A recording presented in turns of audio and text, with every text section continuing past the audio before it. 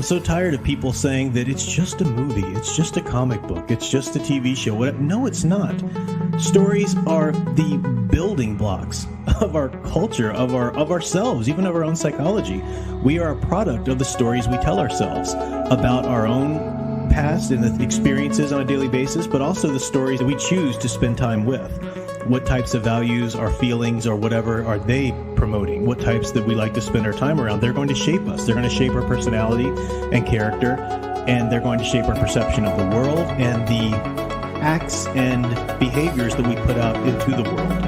And people don't understand that. They go, it's just a movie. It's just this. I can like and promote whatever I want. Well, of course you can, but you should pay attention to the responsibility that you have. Consume stories responsibly. As a member of society, as a human being, responsibility to yourself. Consider the consequences. You need some balance. You need some certain criteria that is going to make sure you're promoting the right kind of works, or at least have thought through the type of work that this or that story is going to do in our culture, and then make your own decision whether or not that's something you want to support. Consume stories responsibly. Consider the consequences. Consume stories responsibly.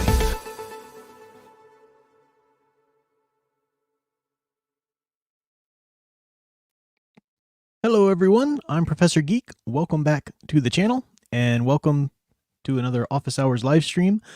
Going to be continuing our look at the iconic monsters, the icon, specifically focusing, as we have been this year, on Dracula, Frankenstein, and Wolfman, because they do kind of rise to the top. They're sort of the trinity. They're even called that by a lot of scholars of horror films, or monster movies anyway. And we're looking at we've gone through, specifically with Frankenstein and Dracula, thus far, going through the cultural and historical context of the original novels, and analyzing the novels themselves, and progressing. Last week we covered the silent film era, just movies coming into being, and what they were doing and when they started approaching monster fiction and whatnot. And tonight we're finally going to talk about what we've hinted at a couple of times and referenced a few times and mentioned, but the real birth of the American monster movies. The Universal monster era. It wasn't just Universal Studios though, but in the 30s, what came about, why it just hit so hard, and talk about some of the ones that did. So that's what we're doing tonight. But first, let me go ahead and welcome the chat. Let's see. I think that we had, who was here first? Ghost Planet Max Inc. was here first. Great to see you. Darth Enigma. Crystal Ashes. Great to see you. Crystal Ashes was wanting the Move That Aspirational video. I'll have to do that next time. I forgot about it, honestly. I just started, thinking monsters on the brain. Just didn't think about it, but yeah. Welcome, Nathaniel Zalozball, Eldritch fan. You guys were chatting for a while. Guyvart, good to see you. Haven't seen you around in a while. Good to see you there. I think you called me Dr. Nerd at some point.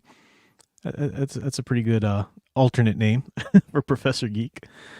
Ace Moic, great to see you. Electric Barbarella, wonderful to see you there. Studio Super, Final Fantasy fan, welcome. The Imaginative Hobbyist, Leia Plus Size, great to have everybody here. Got a couple. AL, good to see you there too. Some people were tagging me with some questions right up front. Big Al Presents. Fishing again there for another shout out to the awesome Facebook page that he runs. Again, I explained it to you before, long before I had a YouTube channel. When Man of Steel came out and they were going to work on Batman v Superman, I was like, this is crap. And I wanted to do something, and I didn't know anything about YouTubing or anything like that at that point. So I started just like a Facebook page. I don't know, just something to do called The Iconic Superman. And it was all about just pushing images and pushing the idea of the real deal, the real iconic character, not all this garbage deconstruction was going on in the culture. I wanted to kind of push images and push stories and push content out there that kept the iconic Superman alive. And then that spurned off to do the iconic Batman, the iconic Wonder Woman, and so forth. And at some point, Fan Man had suggested, why don't you guys do iconic Universal monsters? I think he wanted to do it, but he didn't have time. But Big Al jumped in and started doing it. And that page still is thriving on Facebook. Just go to facebook.com/iconic Universal monsters. I think that's but Al does a great job. He's always posting really cool pics, really cool little behind the scenes stuff and everything. So good stuff. Welcome to my dear sweet sound engraver. She's listening while she does her works on her album editing, but she is going to be talking about Frankenstein tomorrow. She read the novel quite recently for the first time, so it's really cool getting her perspective, her fresh perspective on it. You know, just someone who's just read it, and she'll be talking about that tomorrow on her stream. So really cool. Isaiah Parks, Samuel Proctor, welcome. I just saw in my email actually just a little while before the stream. Let me share this. You had emailed me a while ago, and I get so many emails, and honestly, I get so many emails that sometimes it's just like, I don't even want to check my email, which is bad because I've got a lot of like personal stuff at times, you know, that needs like, you know, business stuff or whatever, or things, you know, that comes in there that I need to take care of. But I did just find this. You had done an art piece that you sent me, and I just think it's so cool. I want to show it. You did a Dracula cover. I think you said it was Will Eisner was your kind of inspiration, I think. But very, very cool, man. Very nice. That's Dracula right from the novel too, with the deep mustache and the hair there and stuff. Good job. Really cool. Really cool. I don't know if you were working from a reference cover there, but it is very, very classic. Awesome job there. And stop sharing screen. So good job. Yeah, welcome there. Let's see. More people here. Leah Plus says, yeah, it's sad James Earl Jones passed away. You know, he's in his 90s. I mean, we are getting to the point where, you know, a lot of these great heroes of ours, it's going to be their time, but it's sad, right? I mean, you know, it's, you know, just happens. It's sad. It's going to hit me so hard the day that Alice Cooper passes away, or Sammy Hagar, but Alice Cooper, man, that's going to hit hard, but not for years and years and years. Still got plenty of time. Thank you, Eldritch Fan, for the $4.99 super chat. Said off topic, but have you started Star Wars Supernatural Encounters yet? I'm trying to read a chapter a day up to page 160. Really good. It's about, yeah. I think you're finishing your comment there. I bought them, as you know, I showed them on screen and everything, and I started picking through them a little bit. You know, it's hard because it's not a traditional novel. It's like the Silmarillion, but for the Star Wars universe. Just to finish up your comment there, you said a story in Star Wars universe who goes from planet to planet, meeting weird entities who tell him the stories from the ancient times. Goes into some great Dawn of the Jedi era. Yeah, I mean, I'm all for it. I love it. I just didn't get a chance to delve too deeply into it. I think because of whatever was going on at the time, but I'm excited. I'm gonna get back into Star Wars hard after the holidays. I'm just enjoying some holiday themed stuff now. Studio Super for $4.99, thank you so much. Said, will you ever do a spooky Halloween related opening? I did. I've got one here. It was a long time ago, but there was in the editing and the sound, I don't know anything about that anyway, so I was just trying what little bit I had. It's very super amateur, but I thought it was fun. Nick the Brick, the guy who did the main channel art for my channel, did me like turning into a werewolf, like finding the pentagram sign on the forehand palm, just like in the Wolfman and whatnot. Here, I'll show it. I'll play it for you. Oops, that's not playing it. That's moving it somewhere. All right, here we go. Wait. I got to get the comment off there first. Some of you guys have seen this before. Okay. All right, now I'll play it. It's just a second or two.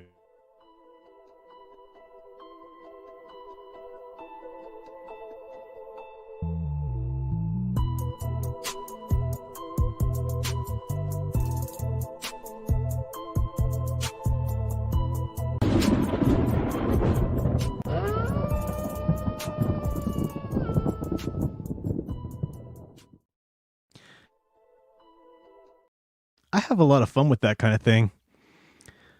But there's nothing worse than someone who's really good at you know, like that's their thing. Their thing is video editing or you know, multimedia, you know, design and stuff like that.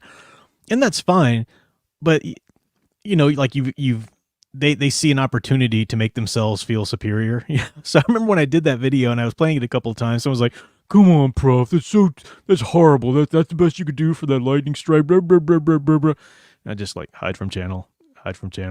remember at one point I had some like a layer on my channel, and somebody's like, "You need to delete the thing. It's really distracting." Hide from channel. Like, screw you. Who are you to come up in here and tell me what I need to do? You need to stop playing the video games behind you. It's very distracting. Screw you. Hide from channel. I mean, I just, there's always somebody out there ready to just take a dump on anything that you're having fun with, and let's be honest, nerds can be the worst at that sometimes. But anyway, Eldritch fan, finishing up your comment, talking about the historian there. He's on the run from the evil cult, not Sith. Yeah, and I didn't really get that far into it, but it is cool. It's a cool concept. So thanks for reminding me about it. Like I said, I'm going to get into it hard. Definitely. Studio Super says too, the stream. Yeah, it feels so appropriate for these streams. I know. Yeah, I should play it. Maybe I'll play it again next. I was doing that year something called Monstober, where I was like, talking about some movies. We were doing some rewatches or something like that. But thank you, appreciate it. All right, I don't think I've missed anybody here.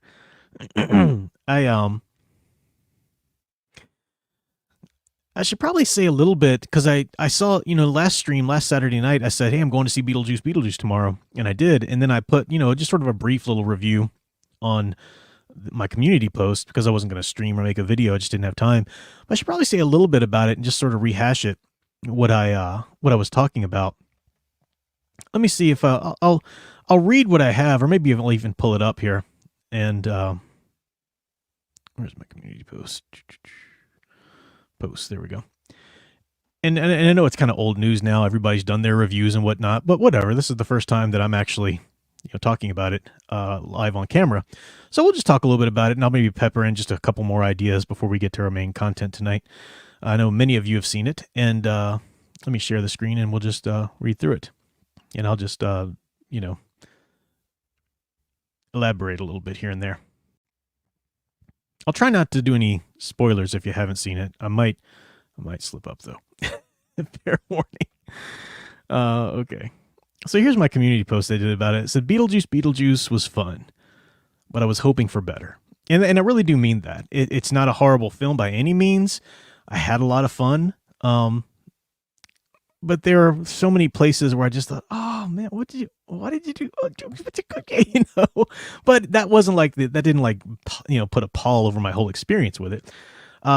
As I said, Michael Keaton is definitely back in all of his Beetlejuice goodness. Michael Keaton, man, dude's in his 70s. And yes, you can see that a little bit in his wrinkles beneath the makeup and whatnot.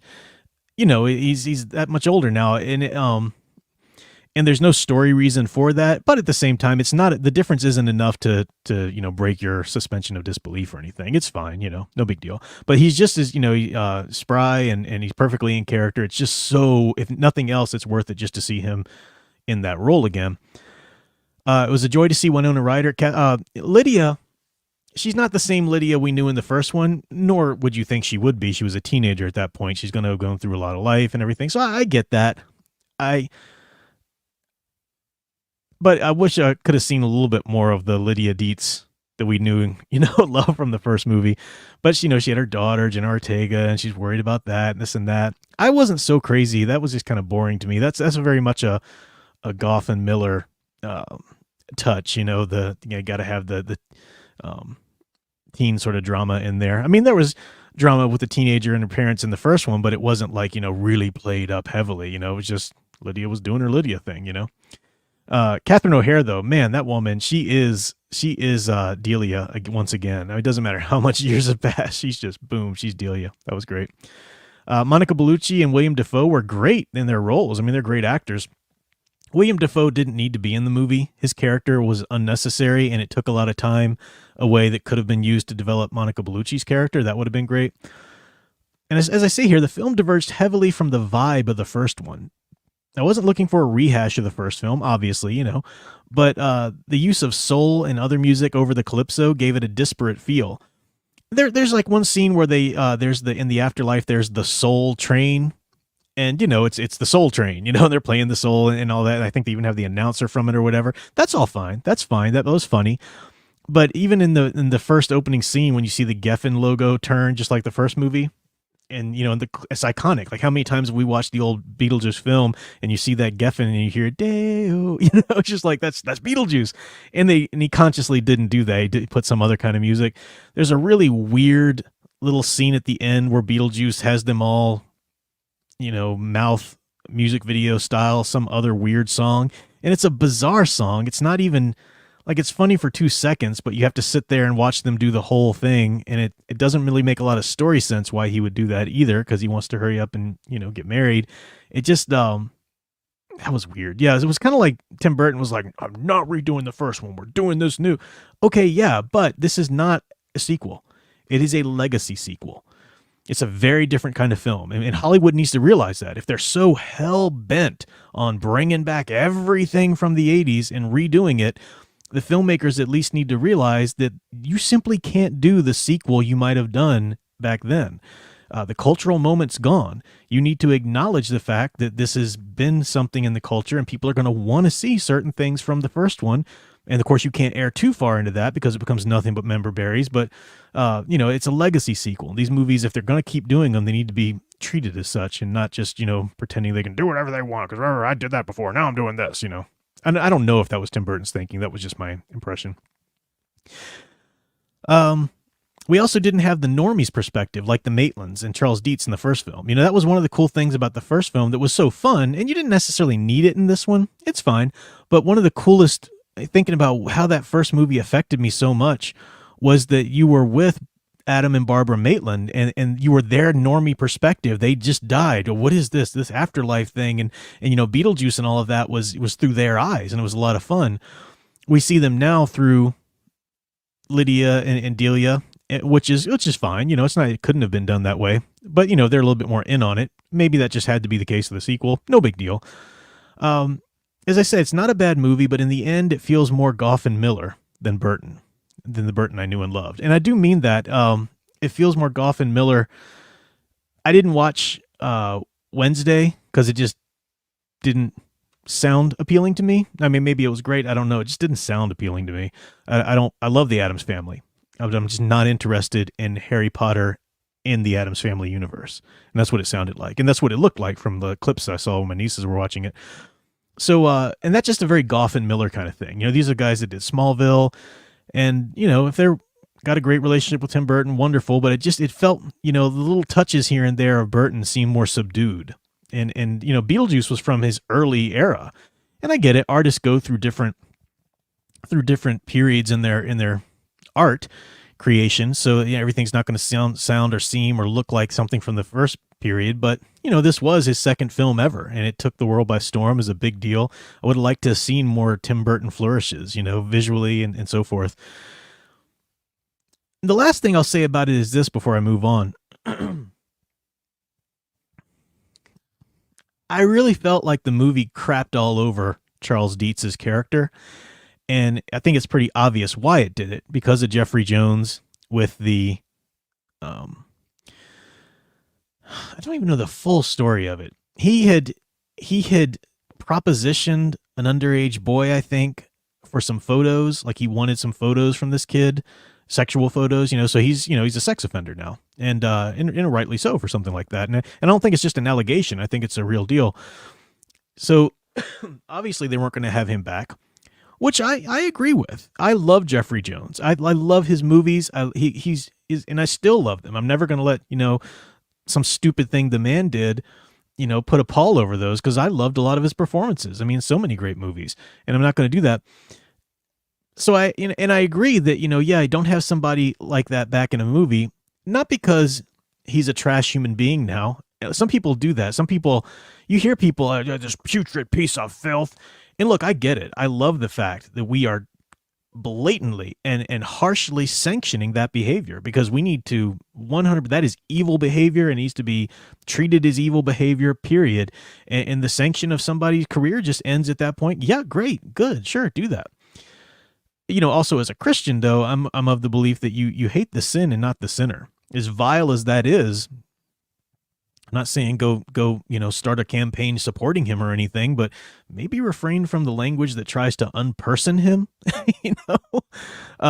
Anyway, that's neither here or there. The fact is, and I think that everybody would agree with me on this, the character of Charles Dietz didn't do that thing. Okay, the character of Charles Dietz that Jeffrey Jones happened to play was still a fun character. We loved him in the first movie. The character isn't a pedophile, okay? And I get it. You're not going to have Jeffrey Jones back in the movie, but so you kill him off. Okay, great. That makes sense. He would die. It's been so long. But this is Beetlejuice, where somebody in the afterlife can still be around. So what do you do with it? And they did some interesting things when they tried to give the story of it. It sort of went into Tim Burton-like claymation, which was kind of cool. But they had his death, and this is a big spoiler, so if you don't want to know this, just tune out for a second. But his death was that his plane crashed in the ocean, and he was bitten by a shark. So his plane crashes. That doesn't kill him, though. Oh, is in the ocean. Did he drown? No, that doesn't kill him. No, a shark attacks him. It's almost, you really get the idea that they're trying to punish Jeffrey Jones by punishing the character of Charles Dietz. And that's what I think is crappy, because, again, Charles Dietz isn't Jeffrey Jones. He's a beloved character that's not, the actor. And that just felt kind of stupid. So when you'd see him walk around in the afterlife, it's not just that he's headless, like there's a huge shark bite out of his trunk, and like you see the, I guess, tube of what would be his throat or whatever, and it's spurting blood every time he talks, and it was just weird. It just felt like we see all kinds of dead people in the afterlife in Beetlejuice, and some of them are pretty gnarly, but we never see them mutilated to that point. A lot of people have agreed with me that I've read reviews. It feels like they were punishing the character. They were trying to punish the actor by punishing the character. And I thought that's a dumb move, because ultimately that just punishes the audience who might have liked the character. Again, actor aside, that's a completely different thing, So anyway, that's my take on Beetlejuice. Should you see it? If you like the first movie, it's fun. It's fun. Despite ways it might disappoint you, it's worth it just to see Michael Keaton play Beetlejuice again. It's kind of like, should you watch Superman 3 and 4? They're not good movies, but hey, anytime Christopher Reeve puts on the super suit, man, you sit down and you watch it. So I mean, kind of like that. This is going to just, push them into doing more. I think, it was just announced as soon as the money started flowing in on this one, suddenly, Steven Spielberg's going to do another Goonies, and so they're going to keep beating everything into the ground that was good back in the day. And I don't know of any legacy sequel that they've done which is truly matched up to the original. I don't think a legacy sequel ever can. Which isn't to say they can't be fun in certain ways, but I don't know. Hollywood just needs to remember this little notion called creativity and start creating some new stuff. But anyway, so that's my thoughts on that. I know you guys have been chatting and talking about it a little bit too. Yeah, I love the Beetlejuice cartoon too, Leia Plus Size. That was a lot of fun. Yeah. Guyvart says, when was the last time Tim Burton made a classic hit since the original Beetlejuice Batman Edward Scissorhands? So he had a lot of great ones since then. I mean, Ed Wood was like one of his masterpieces, which again was quite a while ago. Yeah. He's he kind of fell off of making the wonderful classics. But I still, if you grew up with Tim Burton like I did, if you really love his movies, hey, I'll sit there and watch Dark Shadows all day long. It's got Alice Cooper in it, for crying out loud. I'll watch Sweeney Todd. Heck yeah, they're not the level that Edward Scissorhands or some of the movies like that were, but hey, they're fun. Anyway. Well, that's a good point. Not without Donner, Nathaniel Lozball. Yeah, that's I didn't put that together. Yeah, Donner couldn't be a part of it anymore. Yeah. Yeah, Big Fish was underrated too. Big Fish was a really good movie, I thought, Ace. Yeah. All right. So that was my thoughts there. One more thing I want to do before I jump into the Universal Monsters. I know we're really into the stream, but I need to show this. I got a few more birthday presents this week, which were so cool. I just had to show them. Where'd I put it? Oh, Alec Purdue. I don't think he's here tonight, but he sent me some really cool stuff. There's a big stack of books. I don't have them all. I'm not going to show each and every one. He sent some things for Alyssa too, which are really great. He sent me like a Kong and Zilla graphic novels, but this right here, Legendary Comics adaptation of Dracula. Dracula starring Bela Lugosi. Now, I've actually ordered my copy of this a year ago or so because they're doing them.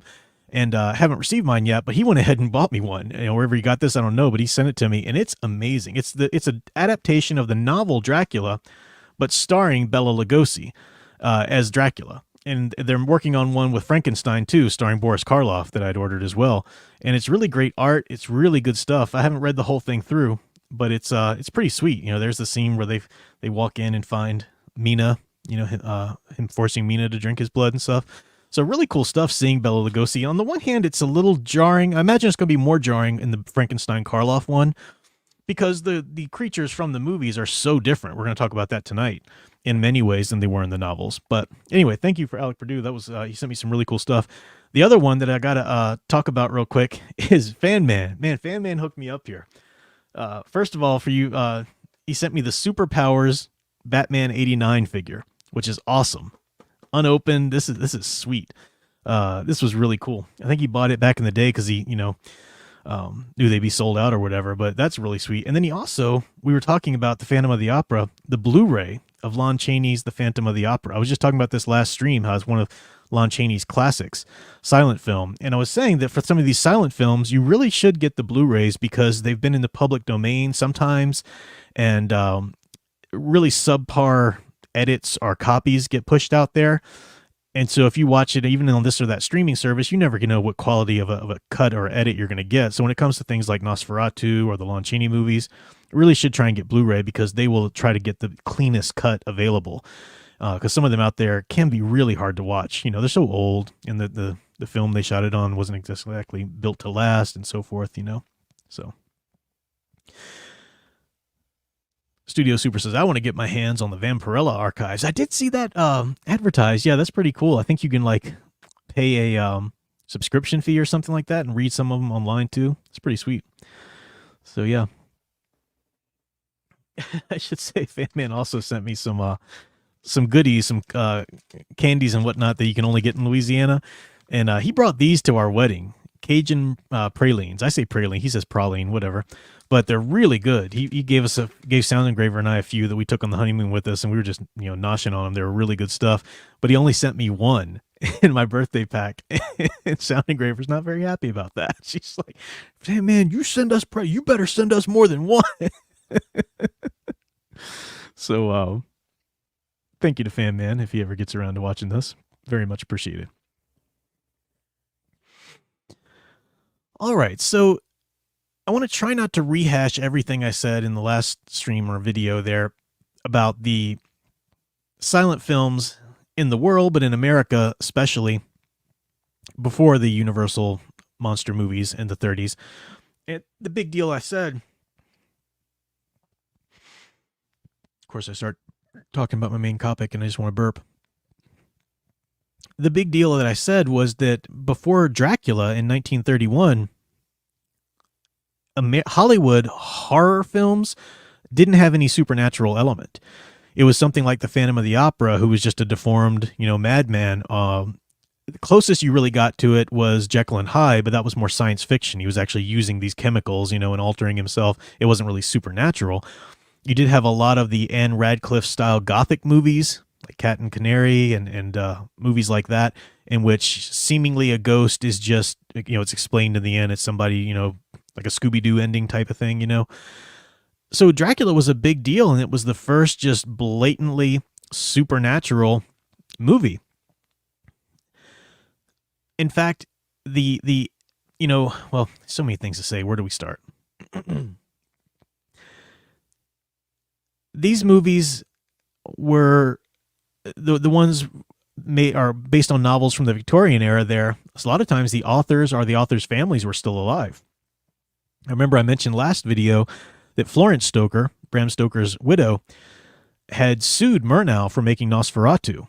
The copyright laws were a little bit weird. Film was a new medium, but still, they knew what they were doing. They were taking the Dracula story and just putting different names on it.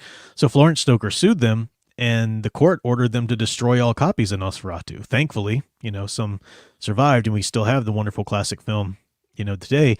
But Florence Stoker won that. Now, Florence Stoker went ahead and licensed Hamilton Dean to put a play on, gave him some playwrights for Dracula, and it was immensely popular, the play.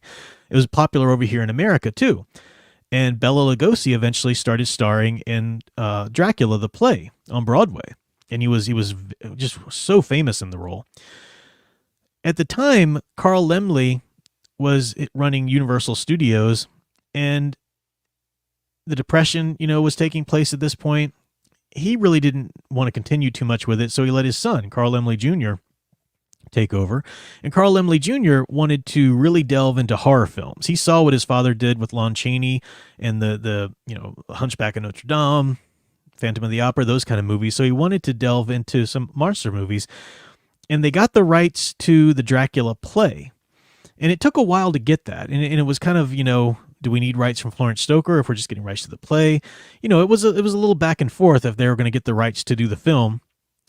Laemmle Jr. wanted to do a big historical epic based on the novel more than the play, but with the Depression and, nobody had money to do anything like that, they ended up just basing it on the play. Bela Lugosi really lobbied hard to get the part. They didn't want him at first because he had that strong, accent, Eastern European accent, and which is perfect for the role, right? Duh. But, Hollywood just didn't know if people would be, whatever. And he lobbied hard for it. He even offered to go talk to Florence Stoker, Bram Stoker's wife, and try to, he did talk to her at one point and try to get her to be a little more lenient, with the copyright rules or whatever, letting them do it. But eventually he got the role. I won't go into all of the little details and everything. And you think about an actor who plays a role just once and defines that role. A lot of other actors have come on to Dracula, and I know for different generations, some people here are like, no, Christopher Lee's my Dracula. No, this is my Dracula. But Dracula is a character who's been portrayed so many times in film. I think he's right up there with Sherlock. I think he's the one that's been portrayed the most in terms of film versions, but I might have that wrong. But right up there with Sherlock is one of the ones. And Bela Lugosi only played Dracula in that first movie, and then in the 50s, he reprised the role in Abbott and Costello Meet Frankenstein. For a character who's been portrayed by so many different actors and so many different incarnations, to have that one role that you played him as really defined the role. I mean, for all of the 20th century, I mean, you said Dracula, you pictured Widow's Peak, tuxedo, cape, and an accent like these. I mean, that's Dracula. Go back and look at commercials from the 80s, 90s, 2000s even, Yes, we had a lot of other actors come on and play, and that's just, he's Dracula. So that's pretty impressive, and Bela Lugosi deserves every bit of credit he gets for that. I'm not saying that he's better or your favorite Dracula sucks and Bela Lugosi's it. I'm just saying it's a fact that he really just defined the role. I mean, Christopher Lee, when he takes the role, is playing it against Lugosi's portrayal. They wanted to do just a straight accent, and Christopher Lee brought wonderful things to the role. He deserves a lot of credit in his own right, but it's Lugosi deserves that credit. 1931 was right before the Hays Code and the heavy censorship came into films in Hollywood. So you might hear about pre-code movies where they got away with a lot more. You think about these are 1930s, 20s movies. Tarzan and his mate even had some nudity. Jane like swimming around in the lake and whatnot. I mean, you weren't watching pornography or anything, but the subject matter and whatnot. But then with the Hays Code came in, heavy censorship came. Even before the Hays Code, though, Dracula and Frankenstein and a lot of the movies that came out, the horror films that came out before the censorship kicked in, still had to be censored in certain regional areas. So there were parts of the movie that they wanted to take out, or they didn't want to see him, hunker down over Mina. That was too sexual or suggestive. And one of the things that was cut from the movie was the very ending. It was a scene, like a curtain call scene that was from the play, and it transitioned over into the film. And Edward Van Sloan, the guy who plays Van Helsing, does a wonderful Van Helsing, has the Dutch accent and everything. At the end of the movie, it's over, but then there's a curtain on the screen, and then Edward Van Sloan on the screen steps out from behind the curtain. And he basically says it's lost now. They cut it, and it just got lost, to history. But he said you can find YouTube videos like recreating it or using AI. But he basically said, when you go home tonight, we don't want to upset you too unduly. So when you go home tonight and you think about Dracula and so forth, and you're looking out the window and you hear a noise, just remember there are such things. And then he just leaves it at that. The play had him say there are such things as vampires, but Sloan just said there are such things. And that was it. And that's just that's a big cultural moment. Again, Hollywood is accepting are even accepting the supernatural into its entertainment, which is a big deal. And you know, even if you're not a monster movie fan like that, if you love classic or contemporary horror, you've got, you know, this era to thank for it. It was a huge deal. Dracula was immensely successful, so much so that Universal knew what's next. You know, we're doing another, and not just Universal, other film studios got on the bandwagon. Paramount did Jekyll and Hyde. You know, we talked about, I think it was Paramount. I always get them mixed up with MGM because one bought the rights to it from the other and read it anyway. But other studios were jumping on the bandwagon. There was the Island of Lost Souls, which was a adaptation of H.G. Wells' Island of Dr. Moreau. Of course, Universal went on to do Frankenstein next from the Mary Shelley novel. So they got on this track where they said, let's pick classic horror novels that are already in the consciousness, the public consciousness to some degree, and do film adaptations of them. And that was really what they were doing at first. And that's part of the crux, part of what kind of pushed, you know, it gave Dracula and Frankenstein, for example, some impetus already. They already were somewhat known for the novels, and then, you know, Hollywood just blasted them in front of everyone. Their own takes on the characters, too. You know, they're changed a good deal from the novels, but still wonderfully so in their own right. They wanted to do, it was suggested to Carl Laemmle Jr. to go ahead and do H.G. Wells's novel, The Invisible Man. But H.G. Wells was still alive, and they went and got the rights from him to do the film, but he said, only if I get final script approval.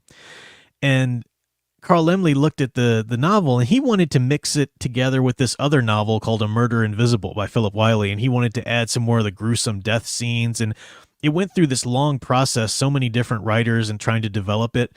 And things were going on. You know, this was the Depression. Even with Universal Studios making these wildly successful films, they had to shut down occasionally because of the Depression, you know, and lay off some people here and there, and then open back up here and do this.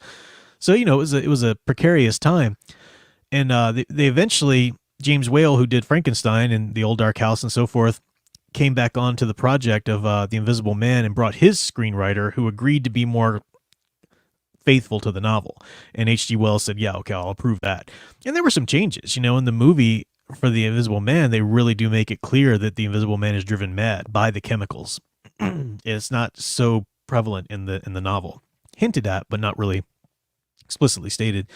And, you know, so there's a lot of great stuff there. So they're trying to go for classic novels, and that helps us understand how some of these monsters did become so iconic and placed in the public consciousness to the point where they got so many sequels, right?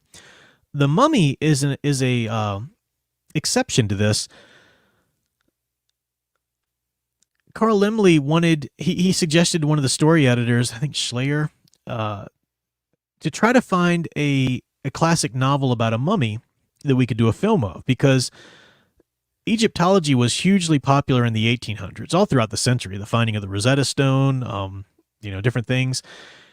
And especially when Britain started to occupy Egypt towards the late 1800s, you know, there's a lot more interest in the things like that. Then there was also the guilt, you know, does even from the British people and the writers and whatnot. That's why the ideas of the curse of the mummy became really, really popular and showed up in a lot of stories. Bram Stoker himself wrote The Jewel of Seven Stars, which is a curse of the mummy type story.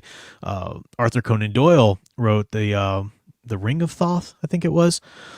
So there were a lot of short stories and whatnot being written about the mummies and mummy curses. Now in the 20s, 1920, there was the founding of they found King Tut, King Tutankhamun's tomb. And that was a big deal. And there was the curse of King Tut, you know, that was bandied about. Anytime anybody who was remotely related to somebody who was related to the dig ended up dying, oh, that's evidence of the curse, you know. And so it was all over the news and everything. And it was a big popular in fashion thing, Egypt and whatnot. So let me said, let's try to do a mummy film. Schleyer couldn't find, you know, I guess they didn't want to do Bram Stoker's novel. The script that they developed, he and a co-writer of his, they drew heavily on Conan Doyle's Ring of Thoth, but it's still their own thing. They took a figure from history, Cagliostro, who was this showman or charlatan, depending on your choice. This guy who dabbled in the occult arts, was like a court magician to a lot of the royals and whatnot. and they developed sort of a story treatment for his life or whatever, or a story around him. And John Balderson eventually got a hold of it and wrote it out into a script and changed a lot of key things. He changed it. Now, John Balderson is the one who was one of the writers who worked on Dracula. And it's funny that there are a lot of resonances of Dracula in the original 1932 Mummy film with Boris Karloff. We've got this timeless, eternal life character who tries to bring a woman into this life with him, you know? We've got the hypnotic powers of the monster. We've got a talisman that can be used against the monster, whether it's the cross or the pendant of Isis and so forth. So there are a lot of, things of Dracula that come over into the first Mummy film. But what's interesting is this idea that developed eventually through like Dark Shadows and, Dracula movies later, the idea of a lost love, right? Dracula looking for his lost reincarnated love, like it really became to the forefront in the Francis Ford Coppola film, but it had been done a few times before that. That ultimately came from The Mummy. That's one of the little things that the original Imhotep, from The Mummy was looking after his love and whatnot. And we see that, of course, in the remakes with Brendan Fraser and so forth. So it was a cool, iconic monster that didn't come necessarily from a beloved novel or any one story, but just came from a frenzy, a popular cultural obsession from the 1800s even into the early 20th century. The idea of Egyptology and the mummy and a curse. I mean, do we really have the right to go digging up other people's histories and stuff like that? What about these people that laid themselves in the tombs? That was their belief. We're just taking it up. So the idea, and there were, supposed curses or intended curses. So the idea that they would actually take place was a great, fodder for a wonderful story. So really what you've got in terms of the Universal monster films, Dracula, Frankenstein, Bride of Frankenstein, if you want to throw her in there, because that was done too, that really took place in the cultural mindset. Invisible Man, maybe, The Mummy, certainly. And a lot of these movies got sequels. Universal did a lot of other things, The Raven, some Edgar Allan Poe adaptations and whatnot. Other studios, like I said, Island of Lost Souls, Jekyll and Hyde, Mad Love was a great Peter Lorre film. It also has Colin Clive. That's a really wonderful one. So a lot of great horror was being made in the 30s. It was a big deal. And I've heard some people say that, well, horror died down and then it picked back up again in the 40s and was another craze. Maybe a little bit, but you look at the movies they were making, I think horror was just intensely popular all through the Depression because, like I said before, people wanted a very visceral escape. And movies were big time in the 30s because people living through this depression, they needed an escape. They needed a real place to go and get into a different world. And with a horror film, you can take a real monster. You can take all of the horrors from their daily life and project them on this actual character that can be fought against, a good versus evil type story. Or maybe the struggles in their daily life aren't so clear cut, but they're horrible to deal with living in the depression and so forth. So it was really just a time ripe for good monster movies. And then what happened right after the Depression, in America anyway, rolling right into World War II. So another era where you've got some real evil in the world, with Hitler and the attack on Pearl Harbor and in terms of Hollywood audiences, man, there are true monsters in this world. And so the movies continued. And that's when one of the reasons I haven't spoken about Wolfman yet at all is because that wasn't until 1941, like 10 years almost after Dracula and Frankenstein. That's a big gap. And there's some things, and there was Werewolf of London in the 30s, but they were hesitant to go full-blown Wolfman. They didn't really know if it would work. I'm going to do another whole video on just the Wolfman and werewolf and talk about the origins of that, how it developed sort of from witchcraft or along with it first, witch trials, werewolf trials, and then how it was linked to the vampire. And there's a reason I think it developed in the early 1900s into its own kind of iconic monster movie. But it's interesting, it did do that, and it's not just because the three of those monsters crossed over in the sequels, because the Wolfman has its own loaded I'm trying to stop myself from talking about it too much because I love werewolves. I love the Wolfman idea, and I want to go into that in its own video.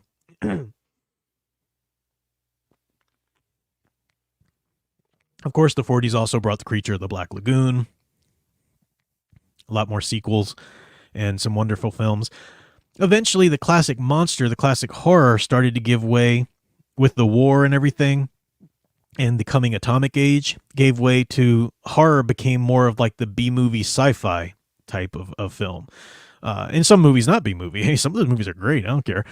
But that became more of there was a slow shift away from the gothic origin of horror to the, oh crap, what's this technology we're using today? Which is a natural progression, and it's an interesting era of its own. But I think that stand this step in the 30s, this step in monster films, and I love that era, man. The 30s and 40s, that's where I go to for horror. I'm not saying I don't like anything from later. I mean, yeah, I like some movies, from the last few decades or whatever.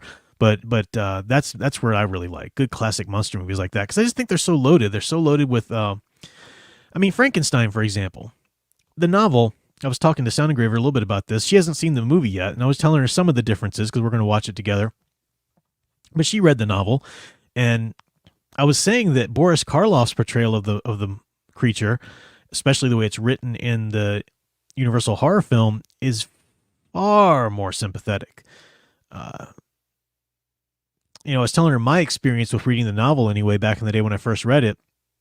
Parts of it, you're like, oh man, poor creature. What did he go through? Oh wait, you can't do that. That's horrific, creature. You can't do that. Oh, but I see you're kind of going through this. Wait a minute, dude. You need to check yourself. It's kind of a back and forth, which is one of the wonderful strengths of the novel. But with Frankenstein, the movie, it's really just you feel for the creature a lot more. At least I do, and part of that's Boris Karloff's performance. Everybody brings their own history and their own baggage to a movie. And when I see the creature being mistreated or whatever, as a father of a special needs child, I can't help but to think about, all of the children through the ages that were different or cognitively impaired in some which way or another, or different and had to, bear such sort of misunderstanding and treatment too. It's to the point where maybe they did some horrible things, but, pushed to the brink of it. I don't know. Anyway, but it's just, that's the depth of these movies. They really. And James Whale was a big part of that for Invisible Man and for Frankenstein movies. He was a great filmmaker, and his ability to really draw on that sense of the outsider, was really great. So I could really, let me check in with the chat here, because I could just keep on going through this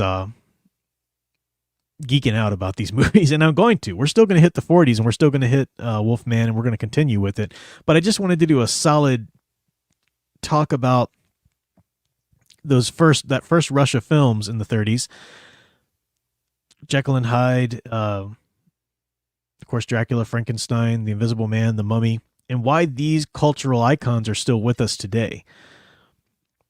We could go much deeper, of course. We could just focus on one at a time and really dig into them. But, with so many streams between now and Halloween, I'm just kind of going at a certain level with these. And maybe in future years, we'll go even deeper and pick one or two. Really go through. But so anyway, let me see what you guys are saying in the chat. Let's see here. Whoop. Crystal Ashes, channel member there too, I should say. It feels like Werewolf has been around a lot longer than that. Yeah, in terms of the Wolf Man, now there was the Werewolf of London, but it was a little more Jekyll and Hyde-ish in the 30s. Great movie though, great movie, great portrayals in it. But yeah, the Wolfman, the werewolf Wolfman thing really didn't really hasn't fixed into society since the 40s. There are werewolf stories and werewolf, myths and legends, all from the ages past. But we'll talk about that as we go into it. Without Universal and Hammer, we wouldn't have Castlevania. Yeah, that's another example of the legacy of it. Or the Munsters, you say. Yeah, well, the Munsters came about because Universal, the Addams Family was on, and it was such a big success, based on Charles Addams cartoons. And Universal was like, well, we own the rights to these iconic monsters. Let's do our own Addams Family type thing with the actual likenesses of these iconic monsters, and became its own awesome thing, right up there next to the Addams Family.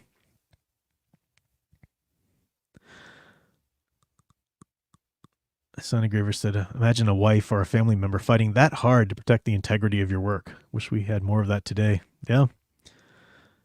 Now, I don't know. I need to learn more about it. I don't know if Florence Stoker. Yeah, because I think even when she gave the rights away, she wanted to make sure they were done a certain way. I don't think it was just that she wanted money from it. I'm not quite as versed on the history of that just yet.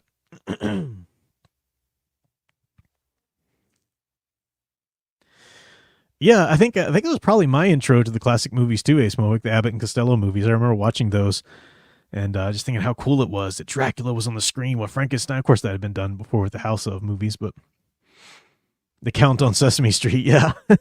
Alyssa still likes that.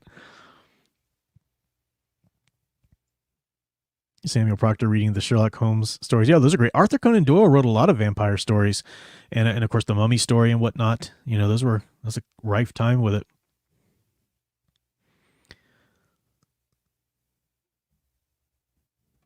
I agree, Leia plus size. I mean, just because you love one doesn't mean you can't love the other. But I think if you had to crown one the Dracula of the 20th century, I'd probably give it to Bella just for the cultural implications.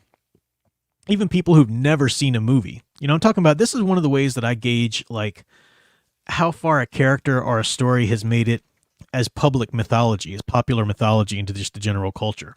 Is you take somebody who's like never seen a superhero movie or never read a comic book, and you ask them certain things they might know about different characters. A lot of them aren't going to know a lot of things about Wolverine, but a lot of them are going to know certain key issues of Superman or Batman, you know? And again, I'm talking about somebody who really hasn't, you know, read any of these things. And when it comes to horror films, like I said, if you talk to somebody, even right up through the 90s, I mean, Burger King kids meals had a whole Universal Monsters lineup, you know, and Universal Studios in Florida was still doing its Universal Monsters. I mean, this is the long past this slasher movies, the Freddy's and the Leatherface and Jason. They were still bringing back Bride of Frankenstein and all that kind of stuff, you know, because it was still popular. It was safer for kids, I guess, too, but it was still popular. I mean, their Universal Studios is making their whole world on it now. I think it opens next year. I'm really excited about. So, but yeah, you say, hey, describe Dracula to me. It's going to be Widow's Peak. It's going to be the Cape. He wants to drink your blood. You know, that kind of accent too. It's Bella top down. Studio Super, thank you so much for the $4.99. Said, I love how the Hulk is a combo of Universal monster rolled into one. Yeah, and he's very much the duality of man, Jekyll and Hyde / Wolfman archetype. We'll talk more about that, but yeah, definitely, he's got some different archetypes in there. Studio Super also says, I love the comic where Dracula bites into Superman to drain his blood, and he's like, haha, wait a minute. It burns to ashes because he didn't consider that he bit into a living solar battery. I thought you were going for another one. I don't know if I read that one. I like the one, it was a team up of Tim Drake's Robin. I actually have it. I did a video of it somewhere way back when, like when I first started the channel. It's a team up of Tim Drake's Robin and Superman, and they're fighting this coven of vampires. I think it's Dracula, or at least a vampire tries to get to the point where they're biting Superman's neck. And a vampire could do that because Dracula's susceptible to magic. So, you know, wouldn't be like he needed kryptonite fangs to do it or whatever. You know, he's susceptible to magic. And basically the DC's universe equivalent of Satan stops Dracula and prevents him from doing it, because he said, if you do that, then he'll be stuck in that body forever and will be an eternal life. And I want that man's soul because it's the purest soul on earth and I want it, you know? So he wouldn't let Dracula bite him, which was pretty interesting.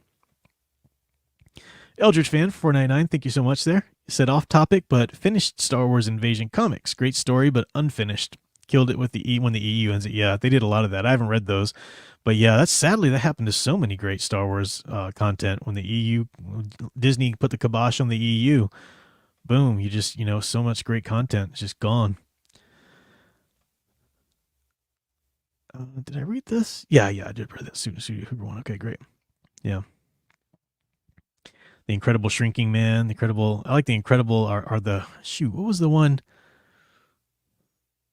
The 600-foot man, or what were they called? The ones where there was the Shrinking Man. There's also the ones where they grow.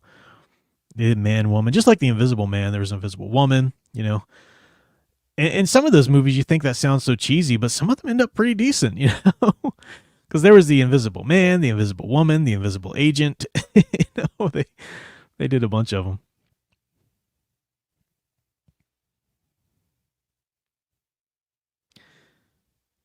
Guyvart's talking about how Dracula didn't speak a lot because he didn't like the dialogue. Christopher Lee's Dracula, anyway. That really came about in I forget the names of some of the sequels, but the third Dracula movie, I think, was the one where he doesn't speak at all anymore. He's been resurrected and he's just bestial. And he's like, screw that, I'm not speaking that dialogue. He didn't like it, and he comes back and just and he's, I mean, all you need is him and presence on the screen. It's enough. Nathaniel Loseball says, with the failure of the Dark Universe, how would you have handled the treatment of the monster stories and the iconic characters and monsters?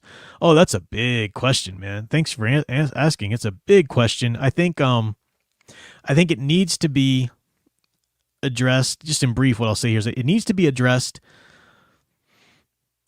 in the spirit that it was introduced to the country or to the world in the 30s. So starting with The Mummy, nope, that's a dumb idea, especially since The Mummy had already been remade in action-adventure form so well, in the 90s there. That was just a stupid move, starting with The Mummy. They really needed to go gothic. They really should have, and I'm not saying remake the first films or anything like that, but don't do Dracula Untold. Don't do The Mummy. Like get a straight up Dracula story. I mean, you could even set it in. I mean, I don't hate the idea of a Jekyll and Hyde type character being sort of the the Nick Fury of the universe or whatever, but it could have been done so much better. It wasn't handled with the right spirit. There's a lot to go into. A lot of writers, have kind of attacked it themselves because these characters are pretty much public domain. So, yeah, it's interesting. All right. Colossal Man. Yeah, that's the word. And Prince of Darkness was the one, where he doesn't speak at all. Yeah.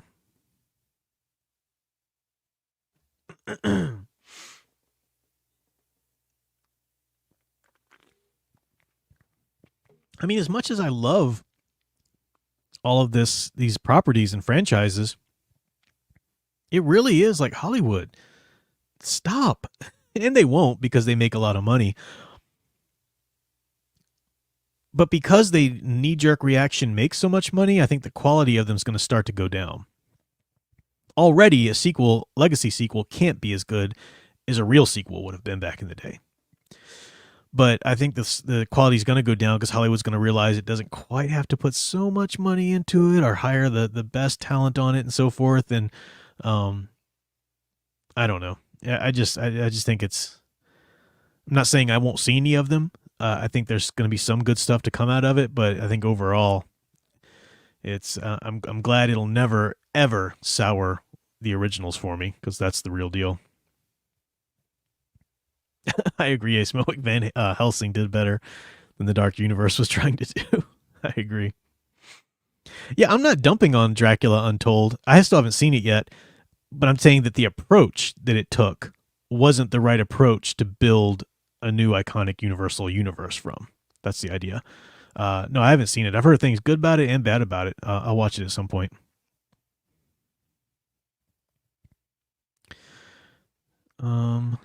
Keep James Gunn away from Scooby-Doo or Greg Berlanti. Oh man, Greg Berlanti, stop it. Berlanti, get out of here. People have already just dragged Scooby-Doo through the muck and mire. I think the last good adaptation of that was Mystery Inc. And I didn't even watch all of that, so maybe that got crazy too. I don't know. But that used to be, so much of culture used to be hallowed. You didn't mess with it in certain ways. I mean, look at all the incarnations of the monsters, or look at all the incarnations of Superman or Scooby-Doo or certain things like that. And if you did want to make a big change, like making the monsters real, they still treated the characters in a very respectful, iconic fashion. But now all of that's out the window. Soon Hollywood first came in with their agendas and all that nonsense, to the point now where, okay, let's do a remake of Scooby-Doo. Oh, we can do anything we want. Who is Scooby-Doo? Who is Shaggy? Who are these characters? Oh, so much has been done. We can just do our own thing. No, there's a template that made them cultural mythology, and you need to stick with that. So anyway, I'm up to my my 1 hour limit here, so not going to be on here too much longer. Yeah, I agree, Guyvart. The whole thing trying to make it the Avengers. Well, the Avengers was like the Marvel Cinematic Universe was the template of cinematic universes, and it was really a mistake trying to make it Marvel style because that didn't work for that. But you said you'd handle the Dark Universe by making it Gothic Avengers franchise set in a steampunk. You should check out John Malin's. Oh man, I can't remember. Help me out. What's John Malin's graphic novels that he's doing now? Graveyard Shift. Graveyard Shift. Because he's basically got those, not so much steampunk, but really cool concept. Like, what if the Universal monsters are the X-Men were the Universal monsters? Kind of like those two concepts meet. It's pretty fascinating.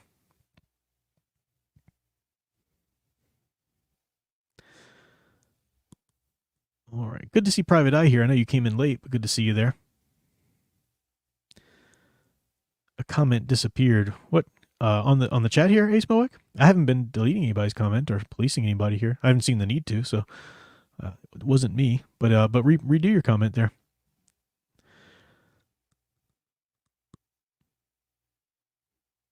Bring the War of the Worlds.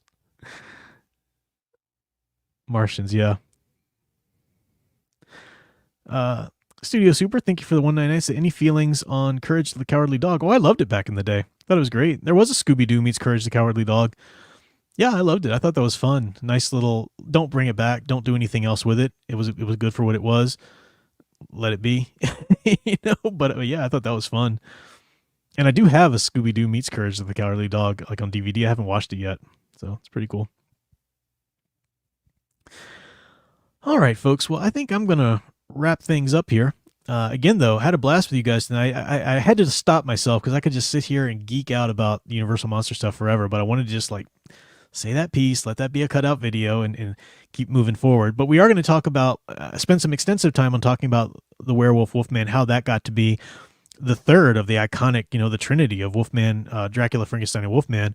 And we'll talk more. We'll talk about the Creature of the Black Lagoon. We'll talk about more of these things, and maybe we'll even get to, I'd like to get to some of the Hammer stuff too. So we still got some time, plenty of time. It's not even October yet. So we still got time, but we'll do that. But thank you guys for hanging out. A lot of good hanging out with you guys. Guyvart, good to see you again. People back. So do check out Sound Engraver stream tomorrow where she gives her thoughts on Frankenstein to someone who's just recently read it. And that'll be fun. I think 5:45-ish is when she usually goes on. But until next time, keep enjoying and digging deeper into the true blue monster stories you love. Thanks for watching.